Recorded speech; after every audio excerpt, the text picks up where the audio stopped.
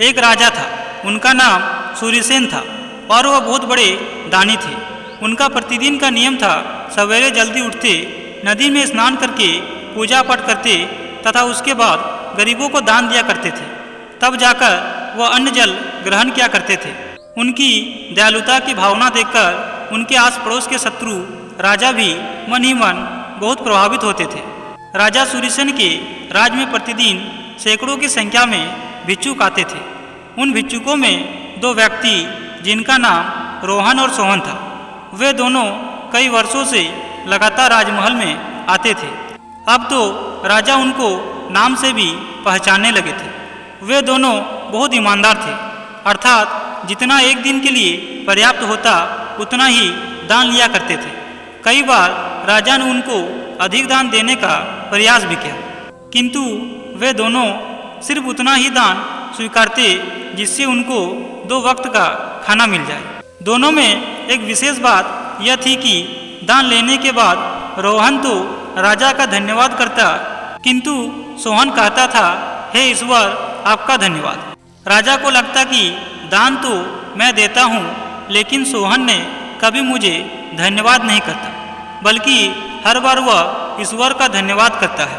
और यहाँ पर राजा का अहंकार जग जाता है। वह चाहता था कि सोहन भी रोहन की तरह ही उनको धन्यवाद दे। एक बार जब राजा दान दे रहे थे तो हमेशा की तरह रोहन ने कहा, महाराज, आपका बहुत बहुत धन्यवाद। तो सोहन ने दान लेने के बाद कहा, ईश्वर का बहुत बहुत धन्यवाद। उस दिन राजा ने सभी भिक्षुओं को तो जाने दिया, किंतु उन दोनों को राजमहल में रुकने को कहा और राजा ने पहले रोहन को अपने बाग में बुलाया। रोहन बड़ा खुश था कि राजा ने मुझे अपने बाग में जाने का अवसर दिया। वह बाग की खूबसूरती में इतना खो गया कि आसपास का ध्यान ही नहीं रहा। वहाँ पर राजा ने धन से भरी एक पोटली रखी थी, जिसकी ओर उसका ध्यान ही न गया। अब वह वापस आ गया। राजा ने पूछा कि क्या तुम्हें वहाँ कुछ मिला? रोहन बोला, नहीं महाराज, मुझे तो कुछ भी नहीं मिला, लेकिन आपका बाग बहुत ही अच्छा था। अब राजा ने सोहन को वहाँ भेजा। वह मन ही मन ईश्वर को धन्यवाद देता हुआ बाग में घूम रहा था कि उन्होंने उसे यह अवसर दिया कि आज राजा के बाग में घूमने का मौका मिला। वह बड़ा सतर्क होकर वहाँ चल रहा था। तभी उसकी नज़र एक पोटली पर पड़ी, जिस पर रोहन की नज़र नहीं पड़ी थी। वह वापस आया और वह धन से भरी पोटली राजा को दे दी।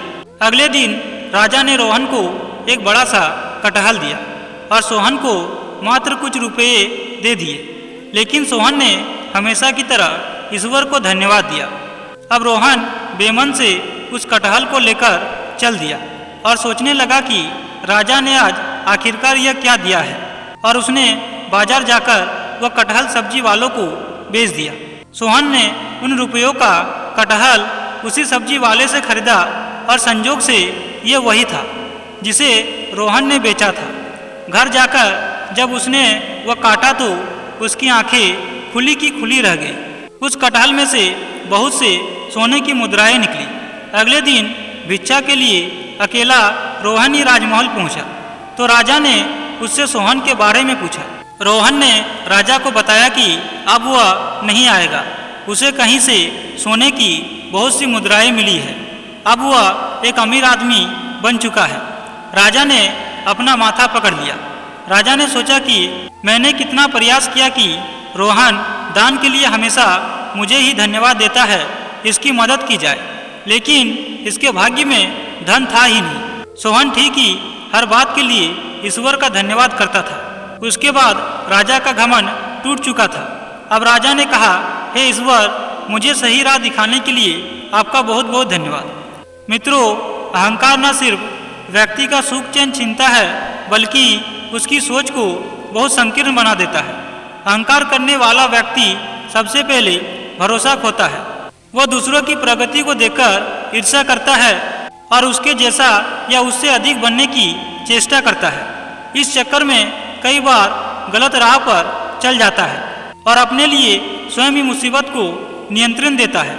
दोस्तों, हमारे पास जो कुछ भी है वह ईश्वर की कृपा से प्राप्त हुआ है, इसलिए हमें घमंड तथा दूसरों से ईर्ष्या कभी नहीं करनी चाहिए।